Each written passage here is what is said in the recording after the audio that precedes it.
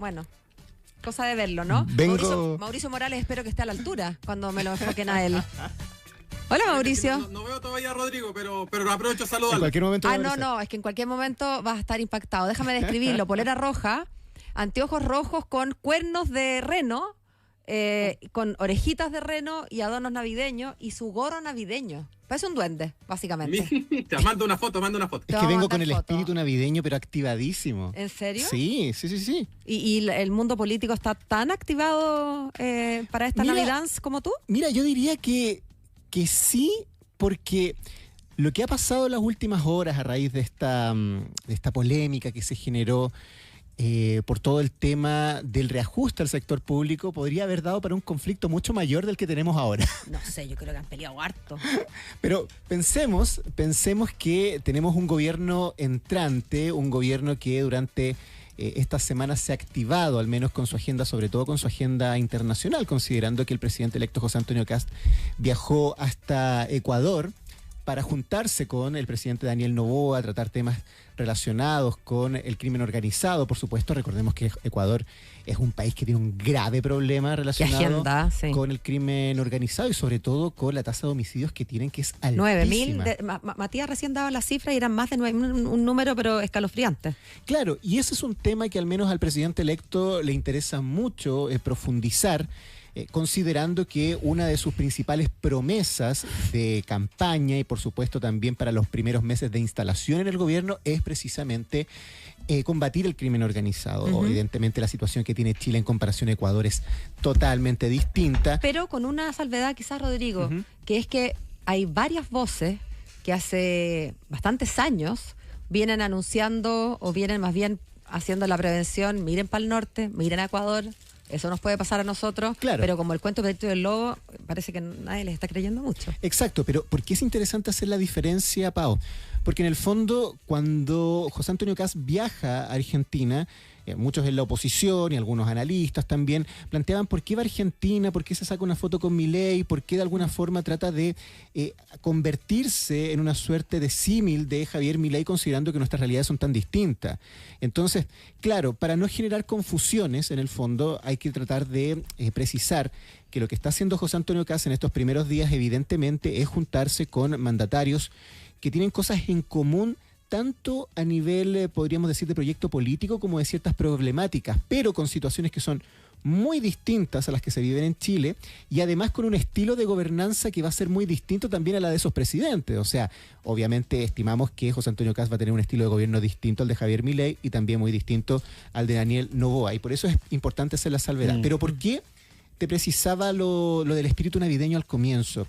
Porque si bien es cierto, este tema ha generado bastantes ronchas, me refiero al reajuste del sector público y esta llamada ley de amarre o norma de amarre que el gobierno plantea que es una forma de fortalecer el empleo público, evidentemente tiene un trasfondo que tiene que ver con este compromiso de José Antonio Kast de hacer un Estado más eficiente y, ojo con esto, los despidos que se vienen también y las personas que van a salir de este aparato público.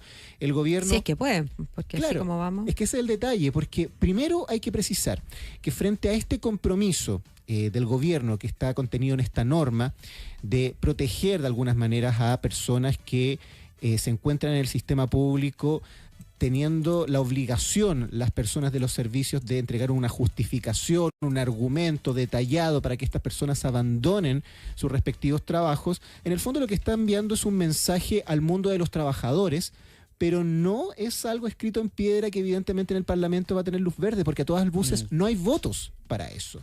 Y de hecho, tanto así que hoy día tuvimos dos precisiones por parte del Ejecutivo, una aquí en Radio Infinita por parte del ministro de Hacienda Nicolás Grau, que tratando de sacar todas las caricaturas y despejar el debate, lo esencial es que los puestos de confianza, los puestos políticos, los puestos de las personas, claro, el día 11 de marzo todas estas personas se van. O sea, para que no mezclemos peras con manzanas. Pero además, el ministro del Trabajo, Giorgio Bocardo, durante esta tarde en el Palacio de la Moneda, planteaba que, bueno, dentro de la discusión legítima parlamentaria que se va a dar dentro de las próximas semanas, obviamente que hay cambios que se van a dar, por lo cual se espera, o sea, ya se asume desde un comienzo que esta norma, que ya ha sido rechazada por la actual oposición y por parte del oficialismo también, PPD o sea, en los pleno. partidos, claro, de la centroizquierda, no va a tener luz verde y eso evidentemente ya lo vamos a poder visualizar a partir del 5 de enero. Perdón, llegué tarde. ¿Ya explicamos? No se lo pierdan. ¿Ya explicamos las pintas? O sea, no se explican por sí mismas. No, o sea, sí sé que es Navidad, pero para explicar un poquito más por qué Rodrigo Sánchez está tan festivo y yo también me fui a caracterizar, Sí. tenemos la fiesta de prensa después de este programa y es temática Navidad. Así que sí, estamos en... Pero Pau, no te preocupes porque si tú no trajiste tu gorrito, tengo un gorrito también navideño para ti. Mira, hay gorritos para todos. Mauricio, Gorro feliz para Mauricio todos. Morales, oye, primero aprovecho de saludarte. Sí, hola, Mati. Y segundo, voy a decirlo en lenguaje coloquial, perdónenme, estamos en 23 Dale de nomás. diciembre, me da lo mismo. El tete en el que se metió el gobierno con el tema de la indicación de la ley de amarre, al fin y al cabo, más allá de la discusión política, ¿repercute de alguna forma? ¿Es un tema oreja ciudadano en el contexto actual o no, a tu juicio? O sea, hay un dicho que dice, no me den, pónganme donde haya, ¿cierto? Donde haya, claro. ¿Cierto? Bueno, eso refleja muy bien lo que muchas veces realizan los gobiernos con sus respectivos militantes. Los militantes están esperando que los gobiernos los sumen a sus respectivas administraciones o burocracias y tratar de mantenerse el máximo de tiempo posible. Evidentemente que los cargos de confianza política por una cuestión de dignidad debiesen salir o debiesen renunciar el mismo día o el día antes a sus funciones. Pero lo que se está criticando ahora por parte de la UDI como oposición, la UDI ha asumido un protagonismo en estos últimos días de ataque hacia el gobierno del presidente Boric, mientras el presidente electo José Antonio Kast está tratando de hacer las gestiones con el fin de provocar o promover la reconducción de migrantes ilegales. La UDI ha dicho que hay una especie de, o un intento de blindaje de los dirigentes sindicales, cuestión que no se relaciona directamente con esta ley de amarre que estábamos discutiendo recién, pero que sí podría tener cierto vínculo. Y hay dos puntos que están criticando, que el primero corresponde a que las labores sindicales cuenten como trabajo efectivo, y el segundo es que las reuniones de los sindicatos o de las asociaciones puedan ser en jornada laboral. Y si la jefatura no está de acuerdo, tiene que entregar un fundamento muy juicioso para aquello. Por lo tanto, lo que está viendo la oposición es que si no funciona esta ley de amarre para funcionarios públicos, por lo menos que funcione esta idea de fortalecer el sindicalismo interno en la burocracia estatal, que para la UDI claramente es una suerte de blindaje. Por lo tanto, son dos cosas en paralelo las que se están discutiendo. Y de hecho, como comentaban ustedes recién, esta ley de amarre de funcionarios públicos, curiosamente generó consenso en la oposición y conflicto en el oficialismo. O sea, de hecho, el diputado Jaime Araya señaló que esta era una especie de ley de defensa Del pituto, tal ¿cierto? cual. Sí, claro. Y la, entre comillas, amenaza o advertencia que se podría hacer en este punto para el gobierno entrante es que o aprueban alguna de estas dos cuestiones o hay movilizaciones una vez instalado el gobierno.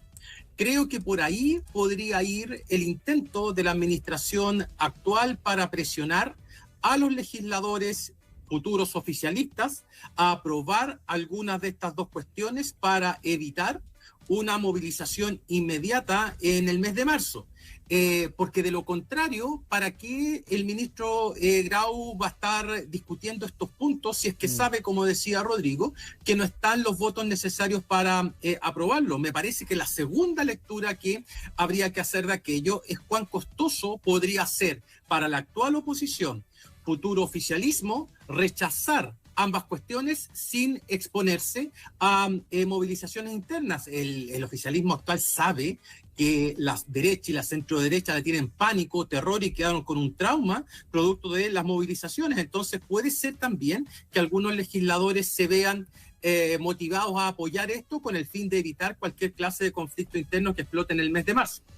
Ahora, recién el secretario general del PPD nos anticipaba que van a rechazar la indicación en el Congreso. O sea, pero además, después de lo que dijo Raúl Soto, que este es el último gran error del presidente Boric, y lo que recordaba Mauricio sobre Jaime Araya llamando la ley de defensa del pituto, o sea, sí, no. O sea, le puso hasta un nombre, si esto no era noticia, le puso un nombre marquetero. Ahora hay que visualizar lo útil que ha sido esta discusión, no solamente para que la oposición, futuro oficialismo por supuesto, se ubique de alguna manera en relación a un punto de vista sobre este debate, sino que también para que el actual oficialismo vaya dando señales en relación a cómo van a actuar cuando sean oposición. O sea, tenemos claro que lo que se ha convertido en los últimos días en una suerte de debate de formas en relación a ser oposiciones duras o ser oposiciones blandas en relación al gobierno de José Antonio Kast, en gran medida se va a medir sobre la distancia o cercanía que tienen los partidos actuales del progresismo, del oficialismo, con la figura del propio presidente Gabriel Boric. O sea, tenemos un Frente Amplio y un Partido Comunista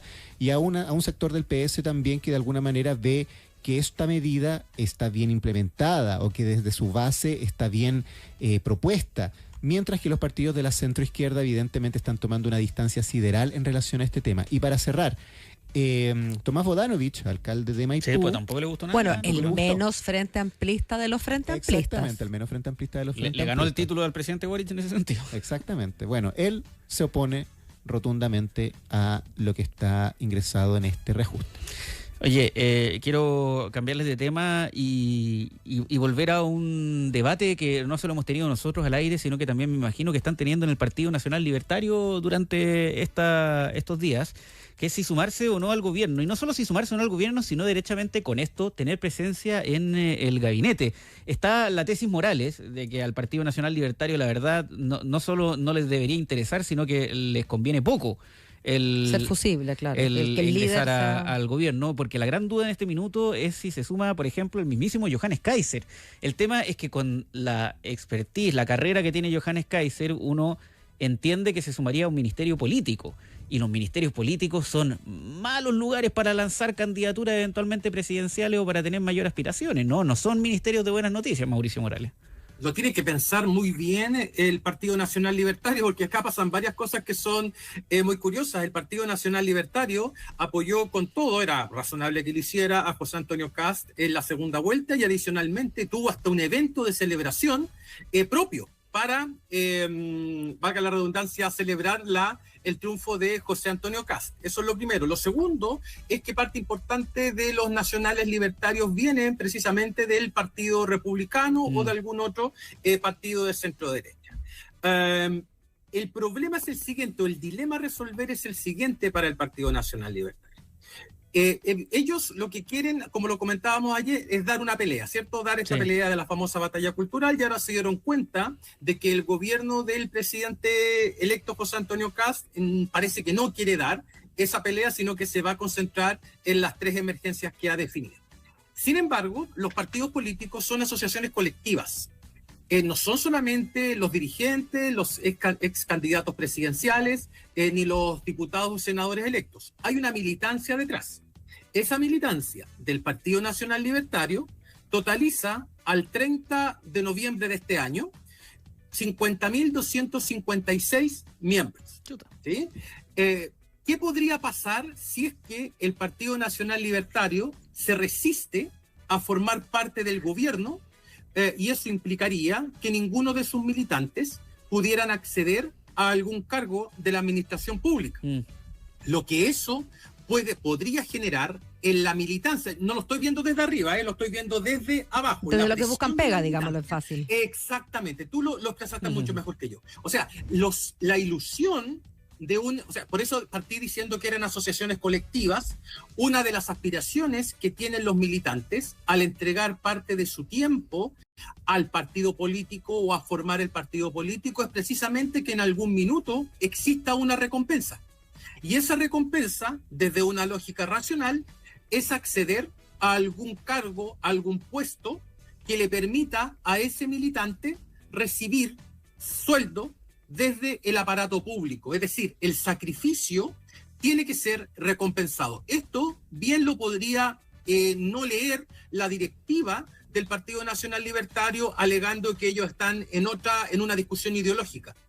Pero las bases militantes, no vaya a ser cosa que las bases militantes del Partido Nacional Libertario presionen a la directiva para entrar, a lo mejor no con un cargo como ministro, subsecretario, sino que en la burocracia estatal misma, y eso va a calmar muchísimo las aguas internas del Partido Nacional Libertario. Alternativa B es que los militantes del Partido Nacional Libertario se aburran, se vayan del partido y vuelvan a republicanos o a algún otro, que sí los vea como agentes válidos y susceptibles de recompensa. Si así es como funciona la actividad política, muchas veces tenemos una visión romántica. ¿Quién tiene una visión romántica, Mauricio Morales? De los militantes, que los militantes se dejan llevar por ideas, por pasiones, y eso me parece que está muy bien. Ahora, cuando llega el momento de los que hubo, es decir, cuando se logra ganar el gobierno, esos militantes tienen el legítimo derecho a aspirar a algún cargo de la administración público-estatal. De lo contrario, lo que van a percibir esos militantes es que todo su esfuerzo no valió la pena y que por un capricho de la directiva ellos no van a poder acceder a un buen puesto de trabajo. Ese es el gran dilema que tiene hoy día el Partido Nacional Libertario. Ahora, lo mejor quizás de todos los mundos, Rodrigo Sánchez, sería ingresar al gobierno y por ende a la administración pública durante los próximos 4 años, pero mantener a Johannes Kaiser alejado de la primera línea y el gabinete. Lo digo por el tema fusible, ¿no? Hay pocos ministerios que son una buena plataforma para una eventual carrera presidencial. Desarrollo social, uno a veces piensa en el sentido de que, a diferencia, hubo muchas crisis durante este gobierno, ¿no? Pero sí, en algunos casos puede ser un ministerio de buenas noticias y Johannes Kaiser no califica dentro de esa lógica, ¿no? No tiene como la personalidad de ser la cara amable del gobierno. Entonces, uno pensaría que lo podrían considerar para ministro de Seguridad, para ministro de Defensa, para ministro del Interior. Ninguno de esos cargos son particularmente pocos desgastantes. Entonces, quizá el mejor de los dos mundos es que entre el Partido Nacional Libertario, pero Johannes Kaiser se mantenga como justamente el presidente de ese partido y no como un ministro. ¿Tú recuerdas cuando en los 90, en los 2000, Obras Públicas era como la cartera cotizada? Vamos recortando cintas, vamos inaugurando infraestructura? Bueno, eso también se fue diluyendo con el tiempo. Yo diría que hoy en día no hay ningún ministerio que no esté en riesgo de tener un gran incendio en algún momento de alguna administración. Yo me imagino que el ministro Montes en ningún momento pensó cuando aceptó ser ministro de Vivienda, que es un tema que le apasiona, que iba a tener el caso Fundaciones a mitad de camino y que eso evidentemente iba a empañar en gran medida en la agenda, que era bastante difícil, que tenía con el tema del Plan Nacional de Emergencia Habitacional.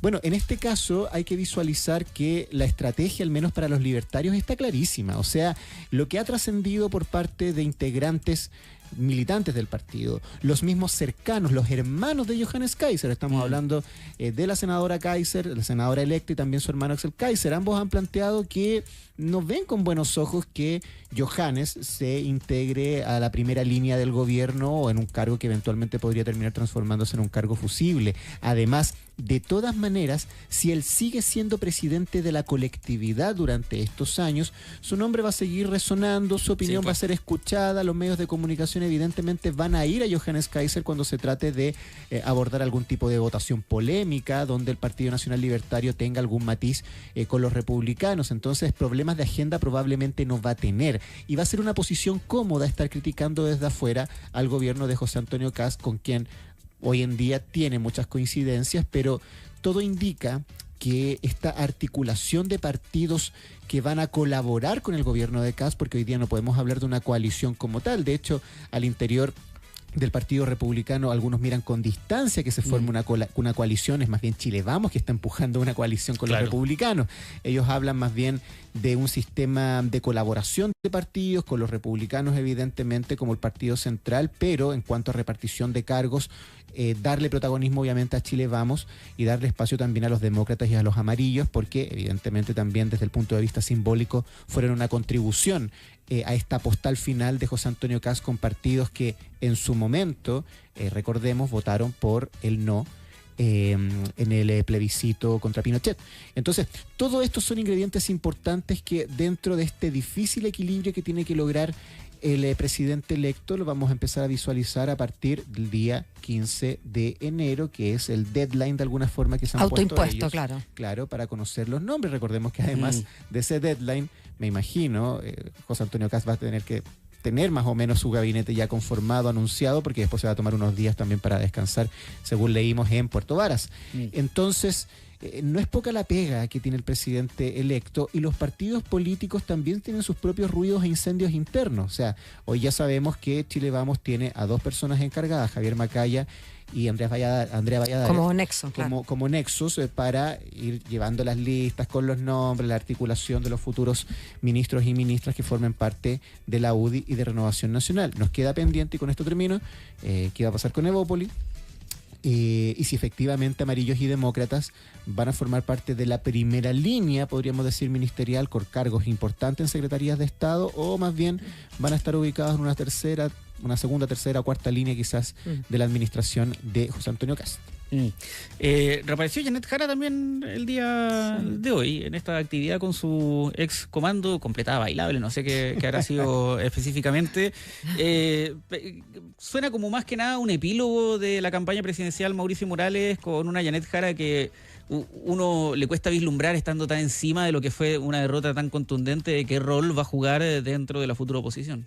Sí, es muy temprano para definir aquello, pero puede ser, o yo me imagino, que Janet Jara intentará competir en la interna del Partido Comunista. Me imagino que algo de ganas le tiene a la directiva o la dupla Carmona-Jadwe, por lo tanto no se va a quedar de brazos cruzados y seguramente va a intentar disputar alguna cuota de poder interno. Estos actos que se hacen muchas veces y que son señales de camaradería, no siempre son leídos solamente como actos de amistad, sino que también son interpretados como actos políticos. El mensaje de Janet Jara es que ella sigue vigente, es una política joven en comparación con la directiva del PC, y me imagino que su intención será articular alguna tendencia interna que sea capaz de competir e incluso derribar a la actual directiva encabezada por Lautaro Carmona, que dicho sea de paso, no le facilitaron para nada las cosas, fueron más un obstáculo que un beneficio para la candidata. Tal cual. Sí. Nosotros tenemos nuestra propia completada bailable en un ratito más, Rodrigo Sánchez.